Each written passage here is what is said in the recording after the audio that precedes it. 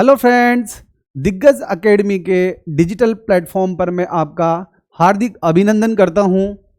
आज हम उस टॉपिक के बारे में यहाँ चर्चा करेंगे जो शिक्षक भर्ती परीक्षा फर्स्ट ग्रेड हो, सेकंड ग्रेड हो, चाहे तृतीय श्रेणी भर्ती परीक्षा हो, उसके लिए अत्यंत महत्वपूर्ण रहने वाला है। अभी द्वितीय श्रेणी की परीक्षा होगी और जनवरी 2025 के अंतर्गत रीट मेंस का एग्जाम होगा। इस टॉपिक से कम 2 या 3 क्वेश्चन जो हैं परीक्षा में आना संभावित हैं। तो आज हम जो आरटी एक्ट है 2009 उसके बारे में इस क्लास में अपन चर्चा करेंगे। आपको ध्यान होगा साथियों कि शिक्षा को सहज, सरल और सुलभ बनाने के लिए सरकार के द्वारा कई प्रयास किए गए हैं। उनमें से एक प्रयास जो है आरटी एक्ट 2009 है। आरटी एक्ट 2009 को लागू करने के पहले, स्वतंत्रता के पहले क्या क्या प्रयास किए गए और स्वतंत्रता के पश्चात क्या क्या प्रयास किए गए हैं, उसके बारे में बात करते हैं। कि 1882 में भारतीय शिक्षा आयोग, जिसे हंटर कमीशन कहते हैं, उसने पहली बार शिक्षा की मांग की, लेकिन अंग्रेज सरकार के द्वारा ये मांग अस्वीकार कर दी गई। उसके बाद 18 मार्च 1910 को गोपाल कृष्ण गोखले जी के द्वारा शिक्षा को अनिवार्य करने के लिए एक बिल केंद्रीय विधान परिषद में पेश किया गया। शिक्षा को अनिवार्य करने के लिए एक बिल जो है केंद्रीय विधान परिषद में पेश किया गया। इसी वजह से हम गोपाल कृष्ण गोखले जी को आरटी का जनक कहते हैं। इसके बाद जब बात करते हैं आज़ादी के जो पश्चात हैं, वो शिक्षा के अधिकार के लिए क्या प्रयास किया गया कि स्वतंत्रता प्राप्ति के पश्चात जो है भारत का जो मूल संविधान है हमारा, उसके अंतर्गत जो नीति निर्देशक तत्व दिए हुए हैं, उसमें आर्टिकल 45 में ये उल्लेख किया गया है कि संविधान लागू होने के 10 वर्ष के भीतर राज्य सभी बच्चों को 14 वर्ष की आयु पूरी होने तक निःशुल्क एवं अनिवार्य शिक्षा प्रदान करेगा। आर्टिकल जो 45 है उसके अंतर्गत बात की गई है कि संविधान लागू होने के 10 वर्ष के भीतर राज्य सभी बच्चों को 14 वर्ष की आयु पूरी होने तक निःशुल्क व अनिवार्य शिक्षा प्रदान करेगा। उसी के बाद राष्ट्रीय शिक्षा नीति 1986 में आई है हमारी। पहली शिक्षा नीति 1968 में, दूसरी शिक्षा नीति 1986 में और तीसरी शिक्षा नीति जो है एनईपी 2020 के अंदर आई है।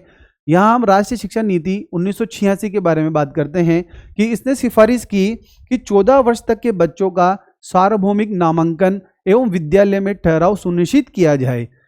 14 वर्ष तक के जो बच्चे हैं उनका सार्वभौमिक नामांकन हो और विद्यालय में उनका ठहराव सुनिश्चित किया जाए। ऐसी सिफारिश जो है राष्ट्रीय शिक्षा नीति जो है 1986 के अंतर्गत की गई है। और इसके बाद जो है जो राम मूर्ति जो समिति है, इसके बाद जो आती है, इसके बाद जो है राम मूर्ति जो समिति है 1990 में जो राम मूर्ति समिति बनी है, उसके द्वारा शिक्षा के अधिकार का विचार रखा गया। जो शिक्षा का जो अधिकार है उसका विचार जो है 1990 की जो राम मूर्ति समिति है उसके अंदर रखा गया। समिति ने शिक्षा के अधिकार को मूल अधिकार में सम्मिलित करने की सिफारिश की। जो राम मूर्ति समिति है उसने शिक्षा के अधिकार को मूल अधिकार में सम्मिलित करने की यहाँ पर सिफारिश की है। और इसी समय 1992 का जो संयुक्त राष्ट्र बाल अधिकार जो चार्टर आया, उसमें बालक जो है 6 से 18 वर्ष का माना गया।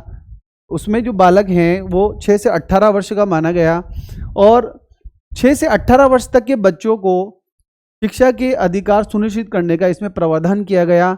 और भारत जो है इस पे हस्ताक्षर करने वाला 135वां देश था। 1992 के संयुक्त राष्ट्र बाल अधिकार जो चार्टर हैं उसके अंतर्गत 6 से 18 वर्ष तक के बच्चों के लिए शिक्षा के अधिकार सुनिश्चित करने का प्रावधान किया गया। और इसमें भारत जो था हस्ताक्षर करने वाला 135वां देश था।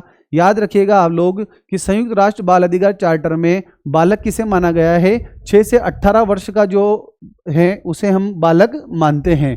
6 से 18 वर्ष का जो है उसे हम क्या कहते हैं, इसमें बालक माना गया है।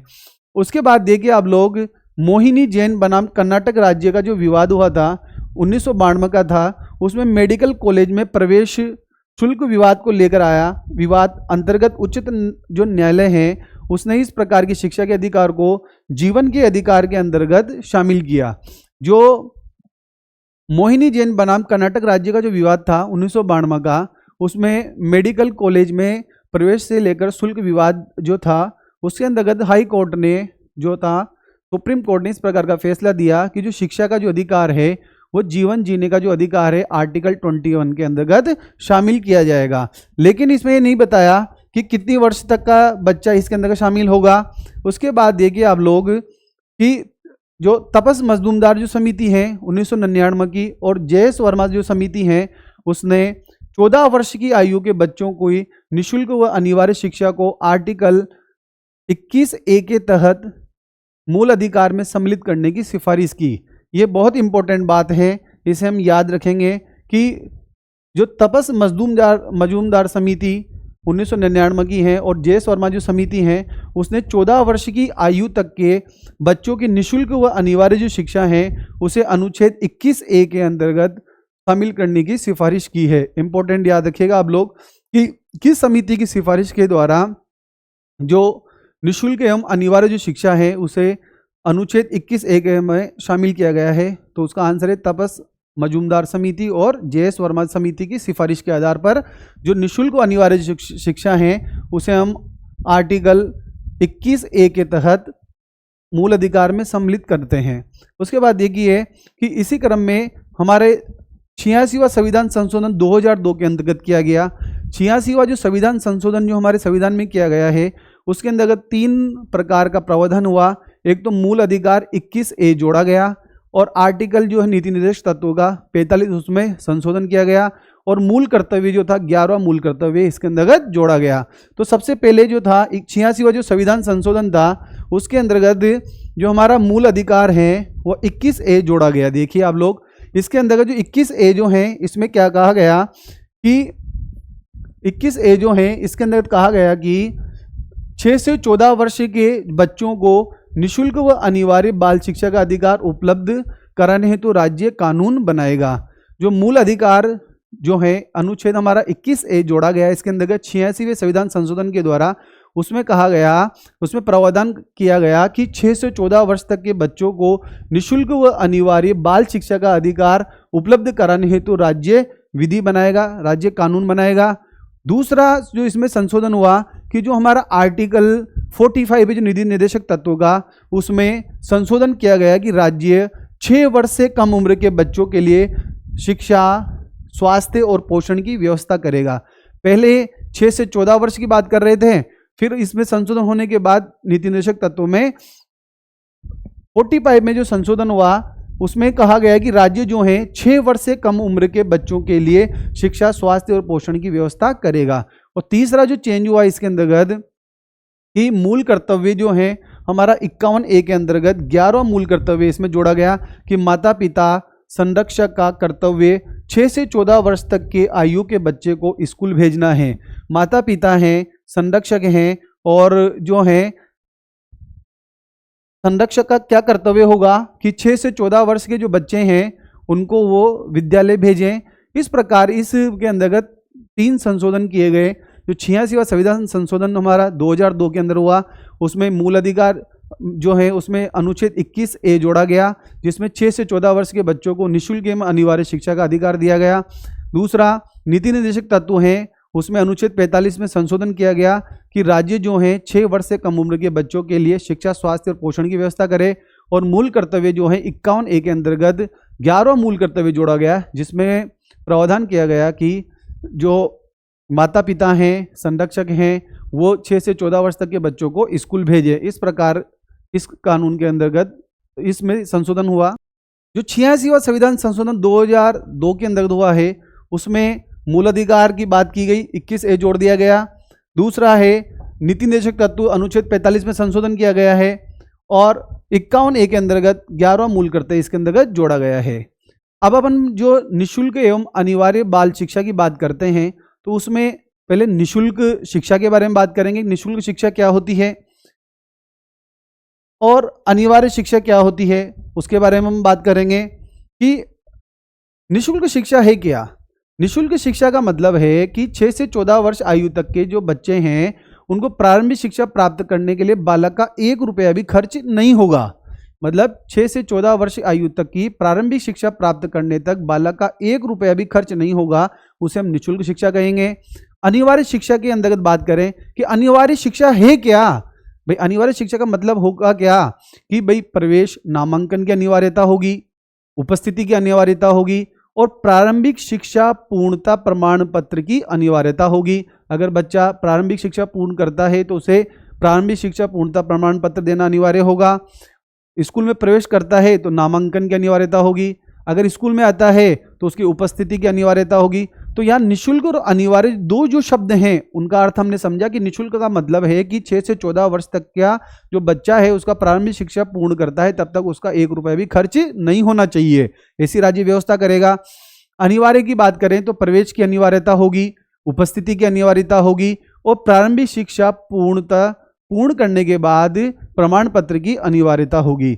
इसी के लिए निःशुल्क एवं अनिवार्य बाल शिक्षा का अधिकार अधिनियम 2009 भारतीय संसद में प्रस्तुत किया गया। तो सबसे पहले जो है ये राज्यसभा के अंतर्गत रखा गया बिल।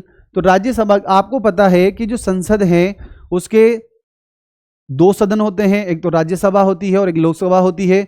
और संसद के जो अंग होते हैं वो 3 होते हैं, राज्यसभा, लोकसभा और राष्ट्रपति होता है।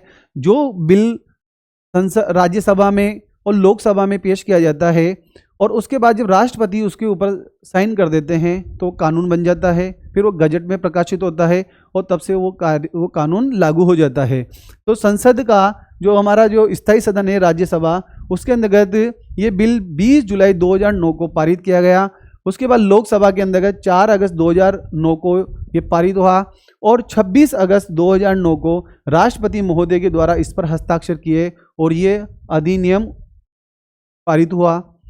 तो राज्यसभा के अंतर्गत 20 जुलाई को, लोकसभा के अंतर्गत 4 अगस्त को। याद रखिएगा आप लोग कि राज्यसभा में तो 20 जुलाई को, लोकसभा में 4 अगस्त को और 26 अगस्त को इसके ऊपर राष्ट्रपति के द्वारा साइन किए गए और 27 अगस्त 2009 को भारत के गजट पत्र में प्रकाशित किया गया। और यह अधिनियम भारत गणराज्य के 60वें वर्ष में अधिनियम संख्या 35 अधिनियमित किया गया। जो गजट में प्रकाशित हुआ वो किस प्रकार प्रकाशित हुआ कि यह अधिनियम भारत गणराज्य के 60वें वर्ष, जैसे 1950 में भारत आज़ाद हुआ तो उसी के क्रम में जो 60वां गणराज्य वर्ष है और अधिनियम संख्या 35वां यह अधिनियमित किया गया। और आरटी एक्ट 2009 के मूल अधिनियम में देखिए आप लोग 7 तो अध्याय हैं, 38 धाराएं हैं और 1 अनुसूची है। इंपॉर्टेंट बात है ये कि आरटी एक्ट जो 2009 बना है उसके मूल अधिनियम में 7 तो चैप्टर हैं और 38 धाराएं हैं और 1 अनुसूची है। और वर्तमान के अंतर्गत उसमें संशोधनवार 39 धाराएं हो गई, लेकिन मूल अधिनियम के अंतर्गत जो है 7 अध्याय हैं, 38 धाराएं हैं और 1 अनुसूची है।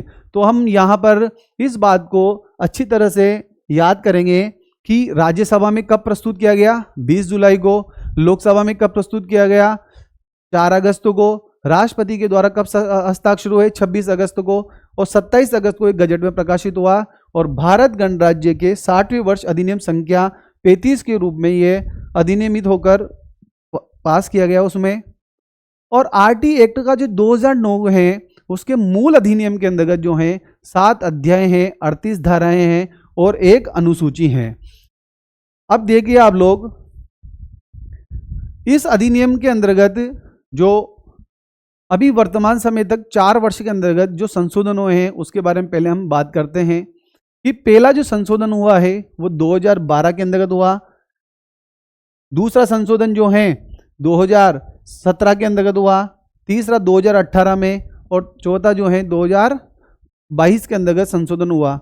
अब देखिए आप लोग कि 2012 के अंतर्गत धारा 1, 2, 3, 21, 22 और 25 में संशोधन किया गया और एक नई धारा 39 जोड़ी गई। निःशक्त जन बालक 6 से 18 वर्ष को जोड़ा गया, जिसे असुविधाग्रस्त समूह के अंतर्गत जोड़ा गया है। 2012 के अंतर्गत देखिए आप लोग इसके अंतर्गत जो संशोधन हुआ है उसके अंतर्गत धारा 1, धारा 2 और धारा 3, 21, 22 और 25 के अंतर्गत संशोधन हुआ है। इसके अंतर्गत देखिए कि नई धारा 39 जोड़ी गई है। निःशक्त जन बालक जो 6 से 18 वर्ष का है, इसके अंदर जोड़ा गया है। जो असुविधाग्रस्त समूह है उसके अंदर हमने इसको जोड़ा है। उसके बाद दूसरा जो संशोधन हुआ है वो 2017 के अंतर्गत संशोधन हुआ है, और तीसरा जो संशोधन हुआ है 2019 के अंतर्गत हुआ था। तो दूसरा जो संशोधन है 2017 का, उसमें धारा जो 23 है इसकी, इसमें संशोधन किया गया कि शिक्षक योग्यता में 4 वर्ष का शिथिलन दिया जाएगा। भाई पहले जो कुछ शिक्षक ऐसे थे जो शिक्षक योग्यता पूरी नहीं, उनके पास पूरी नहीं थी, तो उनके शिक्षक योग्यता प्राप्त करें उसके लिए 4 वर्ष का शिथिलन दिया गया था, और इसका जो समय था वो 31 मार्च 2025 तक निर्धारित किया गया। उसके बाद देखिए कि जो 2019 के अंतर्गत जो संशोधन हुआ उसमें धारा 16 में संशोधन किया गया कि समुचित सरकार द्वारा कक्षा 5वीं और 8वीं में रोकने की प्रक्रिया। मतलब धारा जो इसकी जो 16 है उसमें प्रावधान है कि 5वीं बोर्ड परीक्षा 8वीं बोर्ड परीक्षा में बच्चों को नहीं रोक सकते, लेकिन 2019 के अंतर्गत संशोधन हुआ उसमें 5वीं और 8वीं बोर्ड में रोकने की प्रक्रिया जो है वो समुचित सरकार द्वारा, समुचित जो सरकार है वो बच्चों को 5वीं और 8वीं बोर्ड में रोकने की प्रक्रिया कर सकती है। और धारा 38 में संशोधन किया गया कि राज्यों को नियम बनाने की शक्तियां हैं, और राज्य जो हैं प्रत्येक राज्य अपने नियम बनाएगा। उसी क्रम में राजस्थान निःशुल्क एवं अनिवार्य बाल शिक्षा का अधिकार नियम 2011 हमारे राज्य के द्वारा बनाया गया, जो 29 मार्च 2011 को लागू हुआ। इसमें 10 भाग और 29 नियम हैं। इंपॉर्टेंट बात है, याद रखिएगा आप लोग कि धारा 38 के अंतर्गत संशोधन किया गया कि राज्य जो हैं अपने नियम बनाने की शक्तियां राज्यों को दी गई। तो हमारे राजस्थान में राजस्थान निःशुल्क एवं अनिवार्य बाल शिक्षा का जो अधिकार अधिनियम जो है 2011 बनाया गया, और ये 29 मार्च 2011 को लागू हुआ। इसके अंतर्गत देखिए आप लोग 10 तो भाग हैं और 29 नियम बनाए गए। तो तीसरा जो संशोधन हुआ 2019 में, उसके बाद जो चौथा संशोधन हुआ है वह 2022 के अंतर्गत हुआ है। महत्वपूर्ण है, इंपॉर्टेंट है, क्योंकि इस संशोधन के अंतर्गत जो CWSN बच्चे हैं उनके बारे में बात की गई कि अनुसूची में संशोधन किया गया, इसका अधिकार जो है संसद को है। 2022 के अंतर्गत हमारी जो इस एक्ट की अनुसूची में संशोधन किया गया उसका अधिकार संसद को है, केंद्र सरकार को है। इसमें क्या प्रावधान किया गया कि अगर कक्षा 1 से 5 तक में अगर 10 दिव्यांग बच्चे हैं तो उन पर एक विशेष शिक्षक होगा। मतलब अगर 1 से 5 तक विद्यालय के अंतर्गत 10 दिव्यांग CWSN बच्चे हैं तो उन पर एक विशेष शिक्षक होगा। इसी प्रकार 6 से 8 कक्षा के अंतर्गत 15 दिव्यांग बच्चे हैं तो उन पर एक विशेष शिक्षक होगा। अतः इस प्रकार जो इसमें संशोधन हुआ तो वर्तमान समय के अंतर्गत इसमें 7 अध्याय 39 धाराएं और एक अनुसूची हैं, और मूल के अंतर्गत जब बात करते हैं तो 7 अध्याय हैं, 38 धाराएं हैं और एक अनुसूची है। तो 2022 में याद रखिएगा आप लोग, इसके अंतर्गत जो संशोधन हुआ है उसमें दिव्यांग बच्चों के ऊपर शिक्षक अनुपात की बात की गई है कि 1 से 5 के अंतर्गत तो अगर 10 बच्चे होंगे तो एक टीचर होगा, और अगर 6 से 8 के अंतर्गत 15 बच्चे हैं तो एक टीचर होगा। तो इस प्रकार की बात इसके अंतर्गत की गई कि अगर 1 से 5 में 10 दिव्यांग बच्चे हैं तो उनके ऊपर एक टीचर होगा, और यदि 6 से 8 के अंतर्गत 15 बच्चे हैं तो उनके ऊपर एक विशेष शिक्षक होगा। अब आप देखिए, अब इसके बारे में अपन आगे बात करेंगे। तो इसमें जो 7 अध्याय दिए गए हैं उनके बारे में अपन बात करते हैं कि यहाँ से भी अभी फर्स्ट ग्रेड परीक्षा के अंतर्गत सीधा सा क्वेश्चन आया था कि कौन सा अध्याय किससे संबंधित है। तो पहला जो अध्याय है उसे प्रारंभिक कहते हैं अपन, इसमें प्रारंभिक बात की गई है, परिभाषाएं बताई गई है। दूसरा जो अध्याय है इसका निःशुल्क एवं अनिवार्य शिक्षा के अधिकार की बात करता है। तीसरा जो अध्याय है समुचित सरकार, स्थानीय प्राधिकारी और माता पिता के कर्तव्यों के बारे में बात करता है। चौथा जिसका अध्याय है विद्यालय एवं शिक्षकों के उत्तरदायित्व की बात करता है। पांचवा प्रारंभिक शिक्षा के पाठ्यक्रम उसके पूर्ण किए जाने की बात करता है। और जो छठा इसका जो अध्याय है बालकों के अधिकार के संरक्षण की बात करता है। और 7वें में इसका प्रकीर्णन है। कुछ मुख्य बातें इसके अंतर्गत दी गई हैं। तो ये जो टेबल है ये वेरी इंपॉर्टेंट है। यहाँ से कौन सा अध्याय किस चीज से संबंधित है, इस प्रकार का प्रश्न अभी जो व्याख्याता भर्ती परीक्षा है उसके अंदर पूछा गया है। सम्मिलित कीजिए कि कौन सा अध्याय किससे संबंधित है। तो जैसे अपन बात करते हैं कि पहला जो अध्याय है उसे प्रारंभिक है, उसके अंतर्गत धारा 1 और 2 इसके अंतर्गत आती है। जो अध्याय पहला है उसके अंदर धारा 1 और 2 आती है। दूसरा जो अध्याय है निःशुल्क एवं अनिवार्य शिक्षा का अधिकार है, जिसमें धारा 3, 4 और 5 आती है। इसके बाद तीसरा जो अध्याय है वो अध्याय है समुचित सरकार, स्थानीय प्राधिकारी और माता पिता के कर्तव्य हैं। इसके अंतर्गत धारा 6 से लेकर 11 तक आती है। इसके बाद 14 अध्याय है विद्यालय एवं शिक्षकों के उत्तरदायित्व। विद्यालय और शिक्षकों के क्या क्या उत्तरदायित्व हैं, इसमें धारा जो है 12 से लेकर 28 तक आती है। और जो इसका अध्याय 5 है उसमें प्रारंभिक शिक्षा का पाठ्यक्रम और उसको पूरा किया जाना, इसके अंदर धारा 29 और 30 आती है। और जो 6 नंबर का जो अध्याय है वो बालकों के अधिकार के संरक्षण की बात करता है। इसके अंतर्गत जो धारा 31 से 34 तक आती है। और इसका जो चैप्टर नंबर जो 7 है उसके अंतर्गत धारा 35 से लेकर 39 तक आती है। तो वापस एक बार इस चीज को रिमेंबर कीजिएगा आप लोग कि अध्याय 1 के अंतर्गत प्रारंभिक है, उसके अंतर्गत सिर्फ परिभाषाएं दी गई है, उसमें धारा जो 1 और 2 आती है। दूसरा निःशुल्क व अनिवार्य शिक्षा का अधिकार है। निःशुल्क अनिवार्य शिक्षा का अधिकार अध्याय नंबर 2 है, जिसमें धारा 3 से 5 तक आती है। और तीसरा जो चैप्टर है वो समुचित सरकार, स्थानीय प्राधिकारी और माता पिता के कर्तव्य के बारे में बात करता है, उसमें धारा 6 से लेकर 11 तक आती है। और चौथा जो चैप्टर है विद्यालय और शिक्षकों के उत्तरदायित्व से संबंधित है, उसमें धारा 12 से लेकर 28 तक आती है। और जो अगला जो चैप्टर है उसके अंतर्गत प्रारंभिक शिक्षा और पाठ्यक्रम से संबंधित बात आती है, उसमें धारा 39 से 30 तक आती है। और जो 6 नंबर का चैप्टर है बालकों के अधिकार के संरक्षण की बात करता है, उसमें 31 से 34 तक की धाराएं आती हैं। और प्रकीर्ण जो अन्य जो 7 अध्याय हैं उसमें मुख्य बातें आती हैं और धारा 35 से 39 तक की बात इसके अंतर्गत आती है। इस प्रकार हम इसका जो पहला अध्याय है प्रारंभिक उसके बारे में बात करते हैं कि प्रारंभिक में क्या है।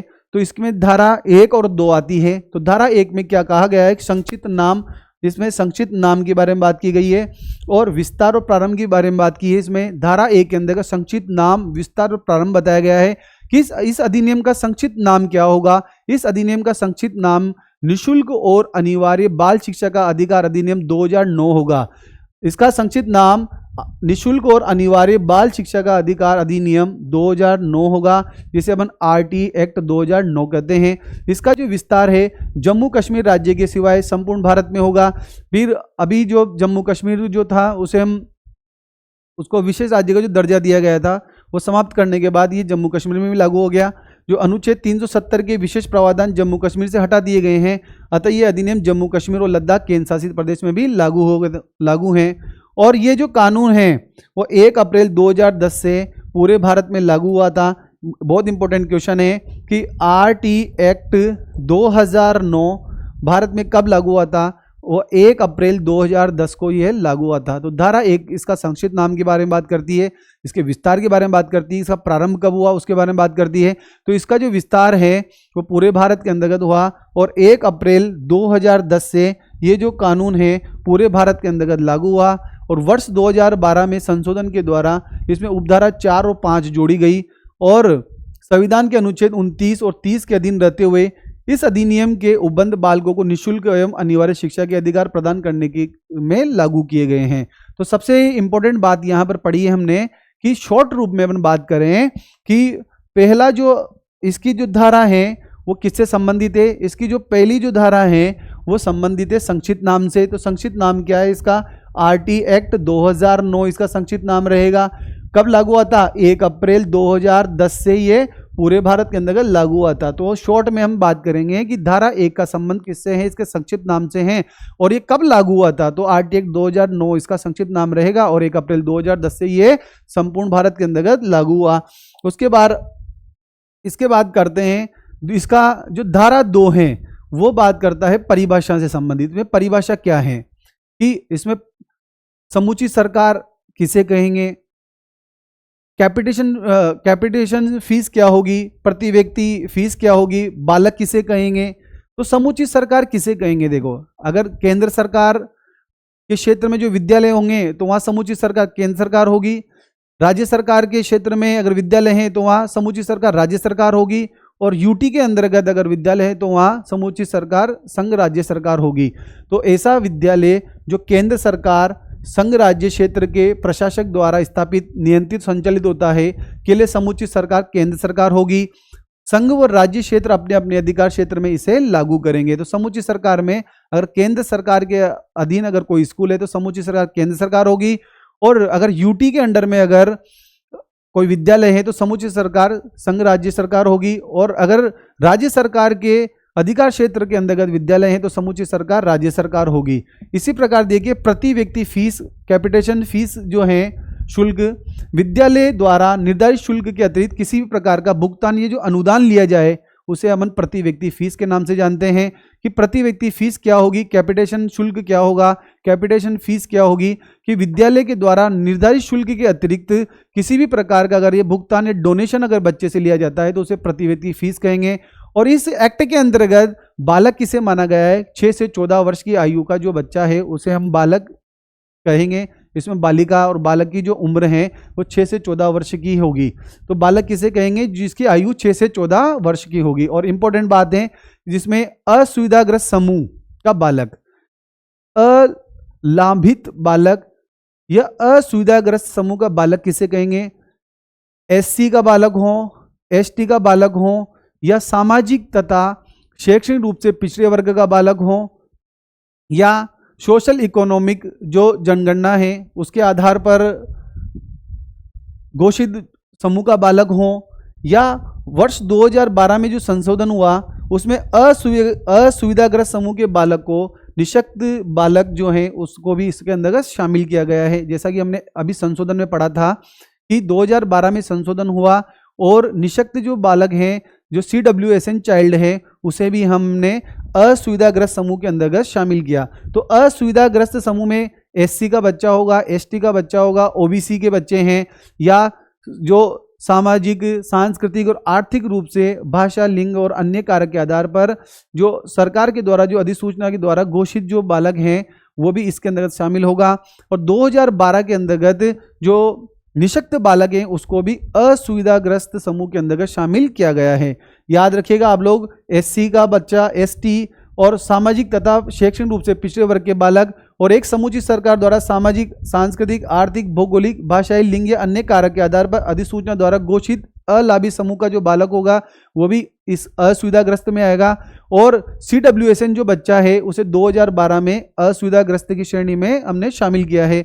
और राज्य सरकार द्वारा नोटिफिकेशन जारी करके 2022-23 के लिए निम्नलिखित बालकों को असुविधाग्रस्त समूह में रखा गया है, जैसे अनुसूचित जाति का हो, अनाथ बालक हो, SC का बालक हो, ST का बालक हो, युद्ध विधवा में अगर जैसे कोई युद्ध विधवा का बालक हो, निशक्त बालक हो, BPL परिवार के बालक हो, OBC पिछड़े वर्ग, SBC जो विशेष पिछड़ा वर्ग के बालक हो, और HIV और कैंसर से पीड़ित बालक या HIV कैंसर से प्रभावित माता पिता संरक्षक के जो बालक हैं वो भी असुविधाग्रस्त समूह के अंतर्गत ही शामिल किए जाएंगे। SC, ST, OBC, निशक्त जन और HIV या कैंसर से पीड़ित जो बालक हैं या उनके जो अभिभावक हैं, उनके जो बच्चे हैं वो भी असुविधाग्रस्त समूह के अंतर्गत शामिल किए जाएंगे। उसके बाद दुर्बल वर्ग का बालक किसे कहेंगे, ये दुर्बल वर्ग का बालक उसे कहेंगे जिनके अभिभावकों की जो वार्षिक जो आय हैं वो 2.5 लाख रुपए से कम हो, उन्हें हम दुर्बल वर्ग के बालक कहेंगे। तो असुविधाग्रस्त बालक और दुर्बल बालक, बालक 6 से 14 वर्ष का, असुविधाग्रस्त बालक जिसमें SC, ST, OBC, HIV पीड़ित माता पिता के बच्चे हों, निशक्त जन हो, वो असुविधाग्रस्त में आएंगे। दुर्बल वर्ग का बच्चा वो होगा जिसके माता पिता की जो आय है वो 2.5 लाख रुपए से कम हो, वो दुर्बल वर्ग का बालक कहलाएगा। उसके बाद प्रारंभिक शिक्षा, प्रारंभिक शिक्षा में यहाँ पर कक्षा 1 से लेकर 8वीं की बात की गई है इस एक्ट के अंतर्गत। प्रारंभिक शिक्षा किसे कहेंगे कि कक्षा 1 से लेकर 8वीं तक की जो शिक्षा है उसे प्रारंभिक शिक्षा की हम बात कहेंगे। और RT एक्ट 2009 में कहीं भी प्राथमिक और उच्च प्राथमिक शब्दों का उल्लेख नहीं किया गया है। तो हमने यहाँ पर धारा 2 के अंतर्गत परिभाषा पढ़ी कि कैपिटेशन फीस क्या होगी, और बच्चे से जो डोनेशन लिया जाएगा उसे हम कैपिटेशन फीस कहेंगे। बालक किसे कहेंगे, 6 से 14 वर्ष का जो बच्चा उसे बालक कहेंगे। असुविधाग्रस्त बच्चे SC, ST, OBC वाले हैं, निशक्त जन बालक हैं, HIV और कैंसर से पीड़ित जो अभिभावक हैं उनके बच्चे हैं वो असुविधाग्रस्त में आएंगे। और जो दुर्बल वर्ग के हैं, जो इकोनॉमिक रूप से जिनकी माता पिता की आय 2.5 लाख रुपए से कम है, वो दुर्बल वर्ग के अंतर्गत शामिल किए जाएंगे बालक।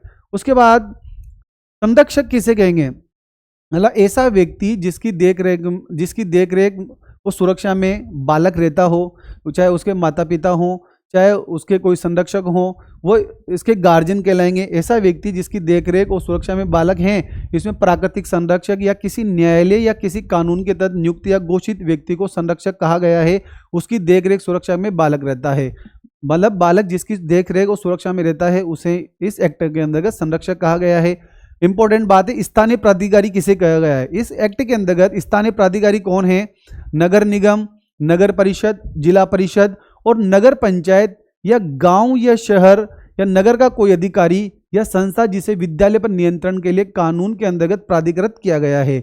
इंपॉर्टेंट बात है याद रखने वाली कि इस जो आरटी एक्ट 2009 के अंतर्गत स्थानीय प्राधिकारी किसे कहा गया है? नगर निगम, नगर परिषद, जिला परिषद, नगर पंचायत या गांव या शहर या नगर का कोई अधिकारी या संस्था जिसे विद्यालय पर नियंत्रण के लिए कानून के अंतर्गत प्राधिकृत किया गया है, उसे स्थानीय प्राधिकारी कहते हैं। स्थानीय प्राधिकारी कौन होगा?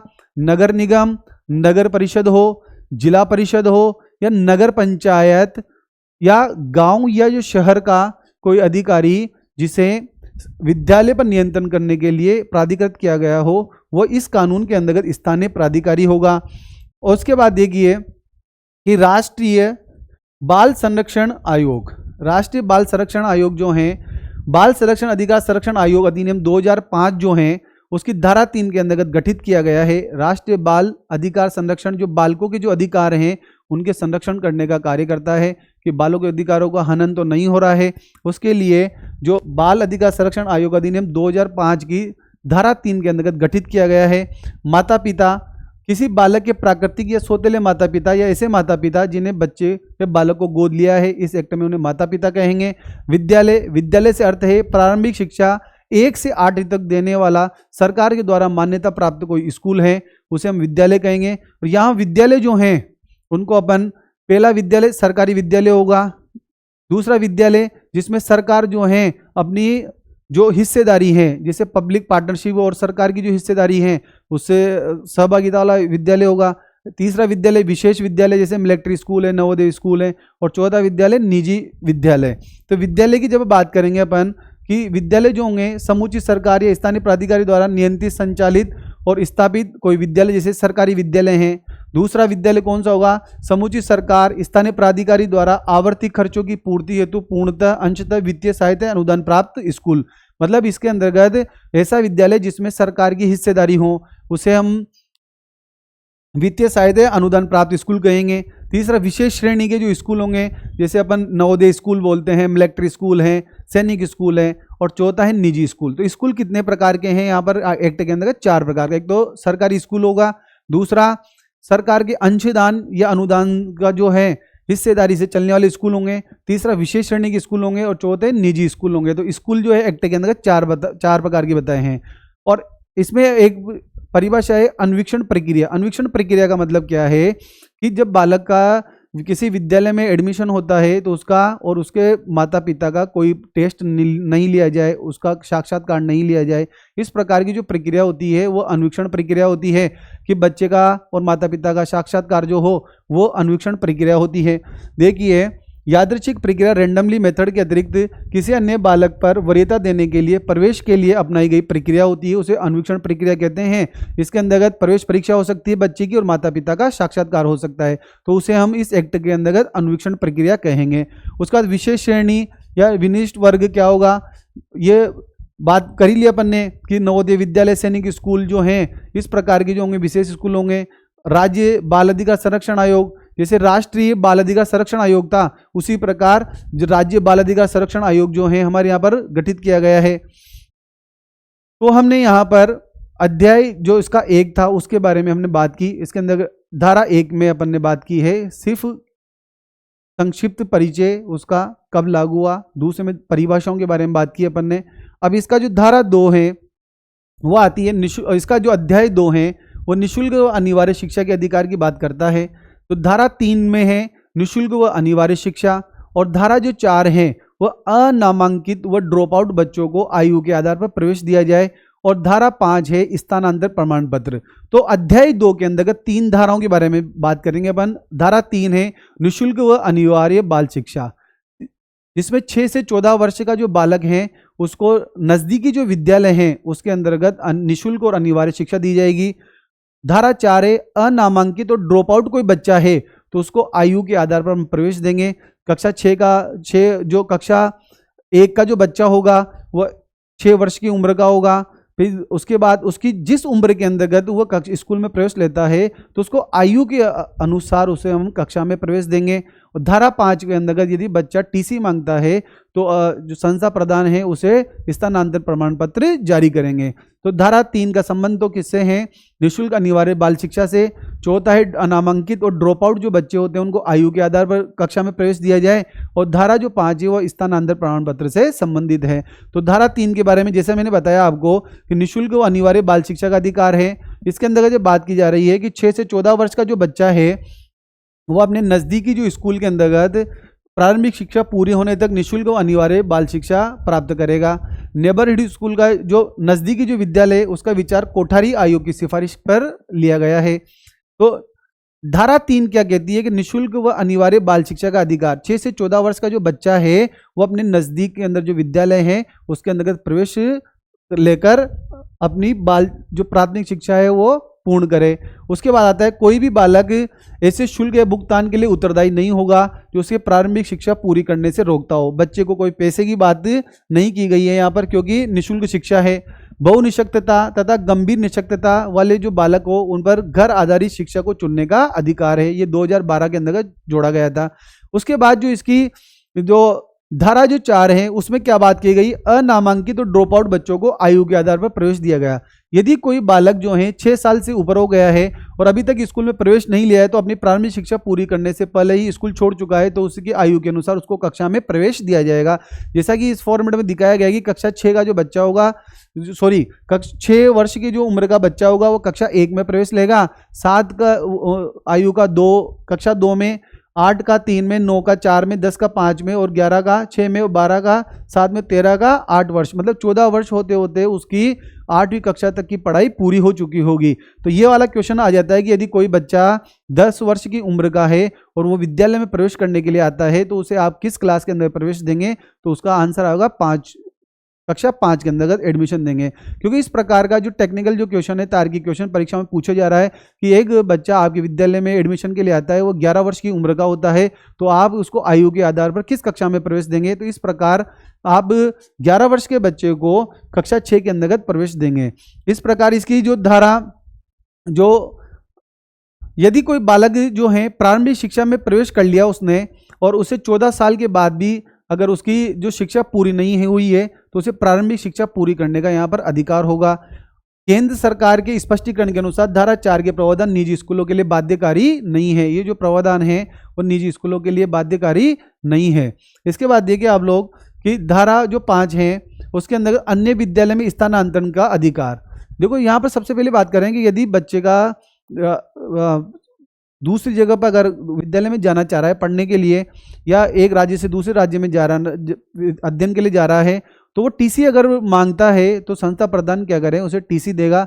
अगर टीसी नहीं दे रहा है तो उनके विरुद्ध अनुशासनात्मक कार्रवाई की जा सकती है। देखो यहाँ पर बात कर रहे हैं अपन कि जहाँ किसी विद्यालय में प्रारंभिक शिक्षा पूरी करने की व्यवस्था नहीं है वहाँ किसी बालक को अन्य विद्यालय, विशेष श्रेणी के विद्यालय, सरकार से किसी प्रकार का अनुदान प्राप्त निजी विद्यालय को छोड़कर, मतलब विशेष श्रेणी के विद्यालय और निजी विद्यालयों को छोड़कर प्रारंभिक शिक्षा पूरी करने के लिए स्थानांतरण कराने का अधिकार होगा। मतलब एक सरकारी स्कूल से दूसरी सरकारी स्कूल में बच्चा जा सकता है। यदि बालक को किसी कारण से राज्य के भीतर या राज्य के बाहर अन्य विद्यालय में जाना पड़े, अन्य विद्यालय में प्रवेश का अधिकार होगा। वही विशेष श्रेणी के विद्यालय, निजी विद्यालयों को छोड़कर दूसरे राज्य के में भी वह अपना एडमिशन करा सकता है। उसके बाद देखिए आप लोग कि किसी भी कारण से अन्य विद्यालय में प्रवेश चाहने वाले बालक के लिए पूर्व के विद्यालय के प्रधानाध्यापक या विद्यालय के प्रभारी शिक्षक द्वारा तुरंत स्थानांतरण प्रमाण पत्र टीसी जारी की जाएगी। अगर टीसी नहीं देता है तो उस जो संस्था प्रधान के विरुद्ध सेवा नियमों के रहते हुए उसके विरुद्ध कार्रवाई की जा सकती है। तो हमने यहाँ पर धारा 3, धारा 4 और धारा 5 के बारे में बात की कि धारा जो 3 है वह अनिवार्य बाल शिक्षा की बात करती है, अधिकार की बात करती है। धारा 4 जो है अनामांकित और ड्रॉप आउट बच्चों को उम्र के आधार पर प्रवेश की बात करती है। और जो इसकी जो 5वीं जो धारा है वो टीसी स्थानांतरण प्रमाण पत्र की बारे में बात करती है। इसके बाद देखिए इसका जो अध्याय जो 3 है, इसका हमने अध्याय 1 पढ़ लिया जिसमें धारा 1, 2 पढ़ ली, अध्याय 2 पढ़ लिया जिसमें धारा 3, 4, 5 के बारे में हम पढ़ चुके हैं। अब इसका अध्याय 3 हम पढ़ रहे हैं। अध्याय 3 के अंतर्गत समुचित सरकार, स्थानीय प्राधिकारी और माता पिता के कर्तव्य के बारे में बात की गई है। तो सबसे पहले बात करते हैं धारा 6 के बारे में कि धारा 6 में क्या है। समुचित सरकार, स्थानीय प्राधिकारी और जो विद्यालय स्थापित करने का कर्तव्य है। जो समुचित सरकार है और स्थानीय जो प्राधिकारी हैं वो विद्यालय स्थापित करेंगे। इस प्रकार की इसके अंदर बात की गई है कि जो 1 किलोमीटर का जो एरिया होगा उसमें प्रारंभिक विद्यालय की स्थापना की जाएगी और 2 किलोमीटर के एरिया के अंतर्गत यूपीएस स्कूल की स्थापना की जाएगी। देखो ये कानून लागू होने के 3 साल के भीतर, जो 3 साल का जो समय है उसके अंतर्गत समुचित सरकार और स्थानीय प्राधिकारी इस प्रकार का प्रयास करेंगे कि 1 किलोमीटर के एरिया में प्राथमिक विद्यालय और 2 किलोमीटर के अंतर्गत उच्च प्राथमिक विद्यालय स्थापित किया जाए। और इसके बाद विद्यालय स्थापना तो होगी लेकिन उसके लिए वित्त की भी आवश्यकता होगी। तो वित्तीय जो धारा 7 है वो वित्तीय उत्तरदायित्व की बात करती है कि जो आरटी एक्ट को लागू करने के लिए जो केंद्र सरकार और राज्य का वित्त क्या क्या रहेगा कि जो केंद्र सरकार है वो 60% और राज्य सरकार जो है 40% योगदान देगी। तो धारा जो 7 है वित्तीय और अन्य उत्तरदायित्व की बात करती है कि धारा जो 7 है उसके अंतर्गत केंद्र सरकार का जो हिस्सा रहेगा वो 60% रहेगा और राज्य सरकार का जो हिस्सा रहेगा वो 40% का हिस्सा राज्य सरकार का रहेगा। क्योंकि विद्यालय स्थापित करेंगे तो आरटी एक्ट के अकॉर्डिंग जब विद्यालय स्थापित किया जा रहा है तो उसके लिए वित्त की आवश्यकता होगी। तो केंद्र 60% और राज्य 40% अपना वित्त का योगदान इसके अंतर्गत देंगे। उसी बाद देखिए समुचित सरकार के कर्तव्य। समुचित सरकार के कर्तव्य क्या है कि सभी बालक 6 से 18 वर्ष जो है 6 से 14 वर्ष निःशुल्क और अनिवार्य बाल शिक्षा जो है 1 से 8 तक उपलब्ध कराएगा। परंतु माता पिता संरक्षक बच्चे को किसी निजी स्कूल, प्राइवेट स्कूल, गैर सरकारी सहायता प्राप्त स्कूल में प्रवेश दिलाते हैं तो उस पर आने वाले खर्चे के पुनर्भुगतान के लिए सरकार के समक्ष दावा नहीं किया जा सकता। मतलब ये कहना चाह रहा है कि समुचित सरकार का कर्तव्य ये है कि अगर कोई बच्चा 6 से 14 वर्ष का है और सरकारी विद्यालय में प्रवेश दे रहा है तो उसको शिक्षा उपलब्ध कराने का कर्तव्य सरकार का है। वो निजी स्कूल में जाए या दूसरे स्कूल में जाए तो उसका उत्तरदायित्व, उसका कर्तव्य सरकार का नहीं है। उसकी जो फीस का भुगतान सरकार नहीं करेगी। उसके बाद देखिए समुचित सरकार का क्या दायित्व है। 6 से 14 वर्ष की आयु के प्रत्येक बालक को निःशुल्क प्रारंभिक शिक्षा उपलब्ध कराएगी। सरकार जो है जो प्रत्येक 6 से 14 वर्ष का जो बच्चा है उसको प्रारंभिक शिक्षा निःशुल्क उपलब्ध कराएगी। 6 से 14 वर्ष के प्रत्येक बालक का अनिवार्य रूप से स्कूल में प्रवेश होगा, उपस्थिति होगी, प्रारंभिक शिक्षा पूरी करना उसकी सुनिश्चित करेगी सरकार का कर्तव्य है। अगला देखो बच्चों की शिक्षा के लिए उनके आसपास में स्कूल उपलब्ध कराएगी। ये कार्य किसका है? सरकार का। जैसा भी हमने पढ़ा था कि 1 किलोमीटर में पीएस होगी, 2 किलोमीटर में यूपीएस स्कूल होगी। निर्बल असुविधाग्रस्त, जैसे अभी पढ़ा, निर्बल वर्ग जिसके माता पिता जो हैं उनकी आय 2.5 लाख रुपए से कम है।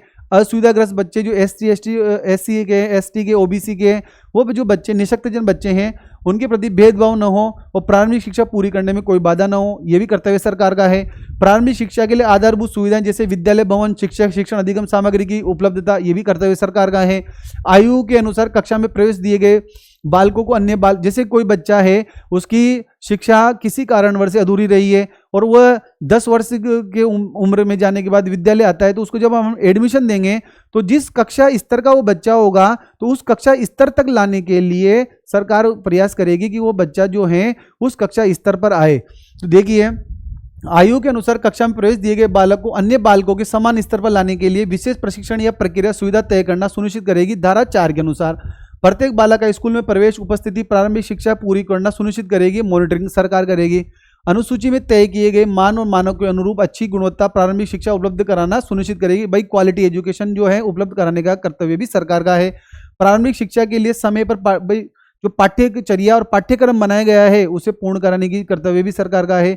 और शिक्षकों के लिए प्रशिक्षण की जो व्यवस्था है वो भी कौन कराएगी? सरकार कराएगी। तो ये हमने धारा 8 के अंतर्गत समुचित सरकार के कर्तव्य पढ़े। उसी प्रकार स्थानीय प्राधिकारी के कर्तव्य भी क्या होंगे? जो कर्तव्य हमने 10 कर्तव्य जो पढ़े हैं वो 10 कर्तव्य जो 8 है 9 जो कर्तव्य पढ़े हैं सरकार के, वो कर्तव्य भी किसके हैं? स्थानीय प्राधिकारी के कर्तव्य हैं।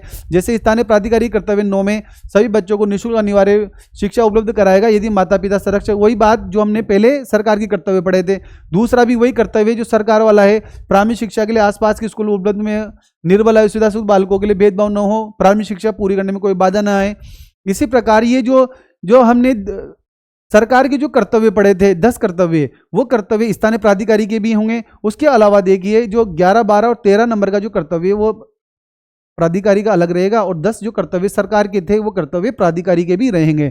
जैसे 11वां, माइग्रेशन पर जाने या आने पर परिवार के बच्चों को विद्यालय में प्रवेश सुनिश्चित करेगा। कोई बच्चा माइग्रेट करता है और आपके विद्यालय के अंदर वो एडमिशन चाहता है तो वो उसको एडमिशन दिया जाएगा।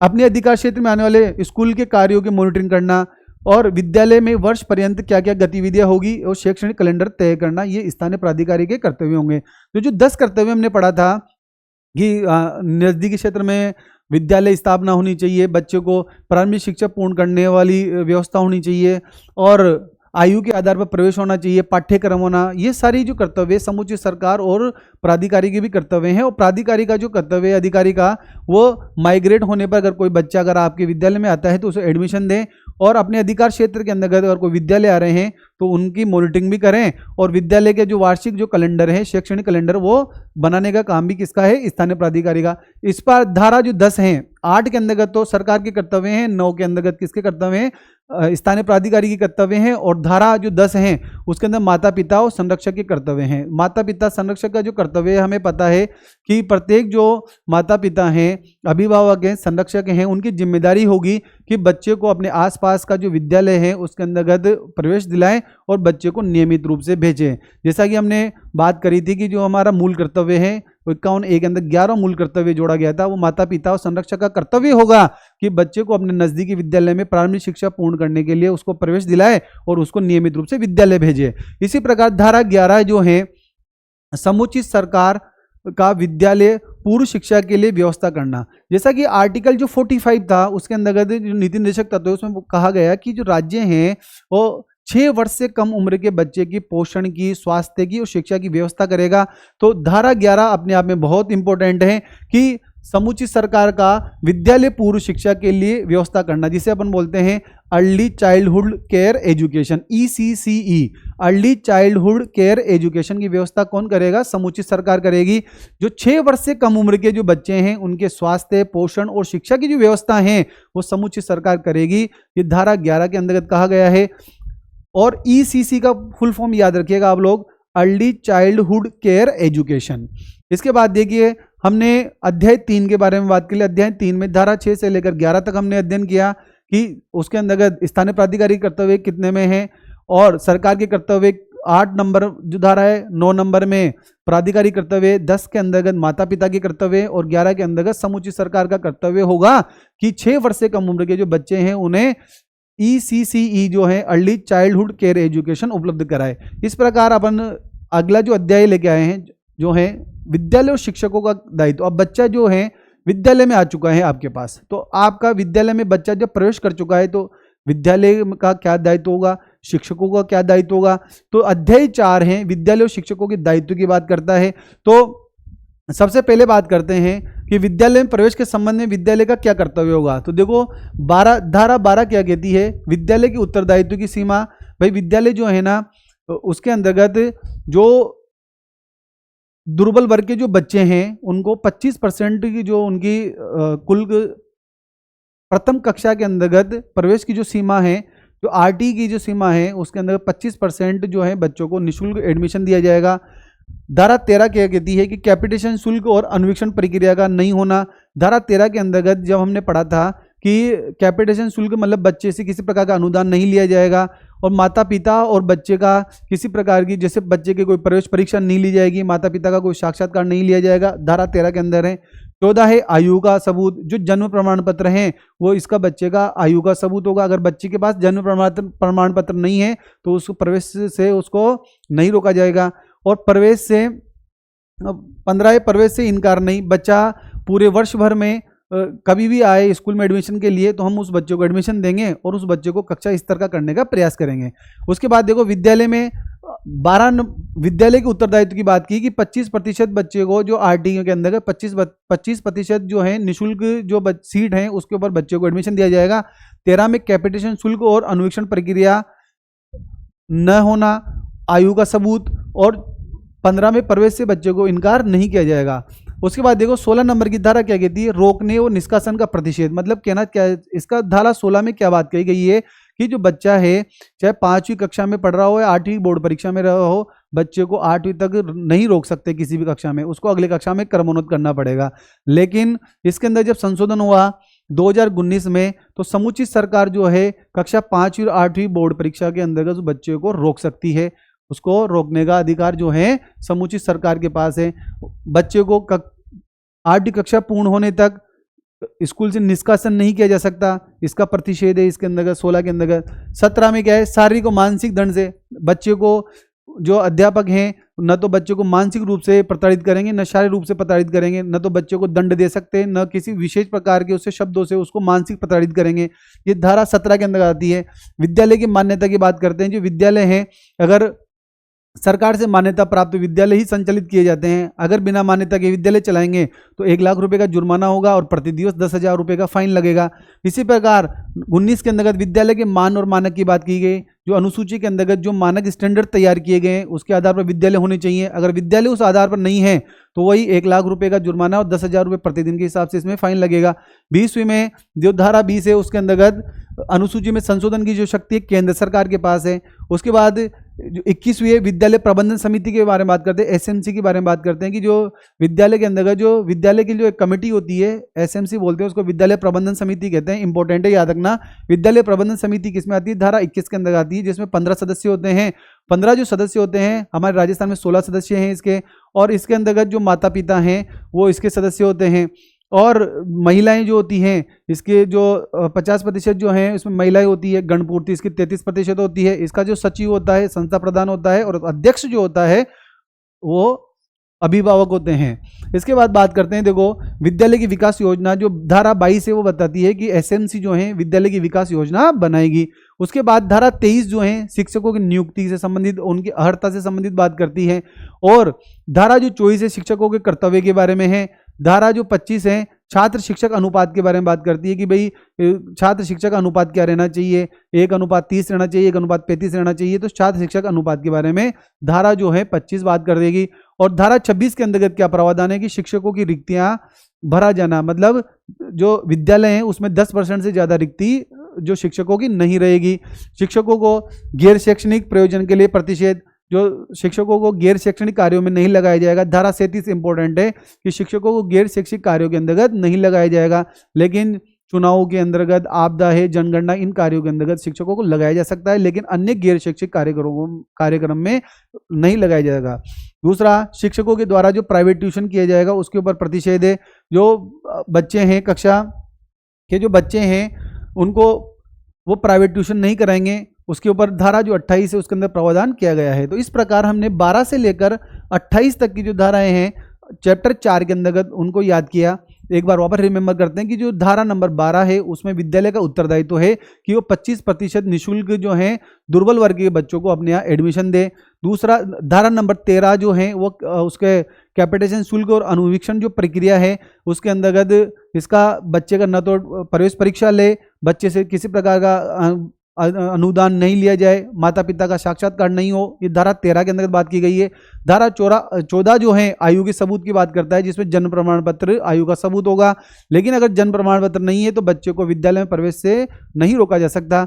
15 है कि बच्चा अगर विद्यालय में वर्ष भर में कभी भी एडमिशन लेने आता है तो उसे हम एडमिशन देने से इनकार नहीं कर सकते। धारा 16 जो हमने बताई कि इसके अंतर्गत क्या प्रावधान है कि बच्चे को रोकने और निष्कासन का प्रतिषेध है, मतलब बच्चे को किसी भी कक्षा में रोक नहीं सकते, उसको प्रमोट करना ही पड़ेगा। लेकिन 2019 के अंदर जो संशोधन हुआ उसमें 5वीं 8वीं बोर्ड परीक्षा में बच्चे को रोकने का जो अधिकार है वो समुचित सरकार के पास होगा। 17 जो धारा है इंपॉर्टेंट है कि बच्चे को किसी प्रकार शारीरिक और मानसिक रूप से हम उसको प्रताड़ित नहीं कर सकते। उसके बाद अगर इस प्रकार के अगर कोई कृत्य किया जाता है तो अनुशासनात्मक कार्रवाई की जा सकती है संबंधित अधिकारी के द्वारा। उसके बाद धारा 18 में विद्यालय के मान और मान्यता के बारे में बात की गई कि विद्यालय जो है सरकार के द्वारा मान्यता प्राप्त प्रमाण पत्र जारी होने के बाद ही विद्यालय खोले जाएंगे। यदि कोई व्यक्ति अगर विद्यालय खोलता है तो उसे 1 लाख रुपए का जुर्माना और 10,000 रुपये प्रतिदिन के हिसाब से फाइन भरना पड़ेगा।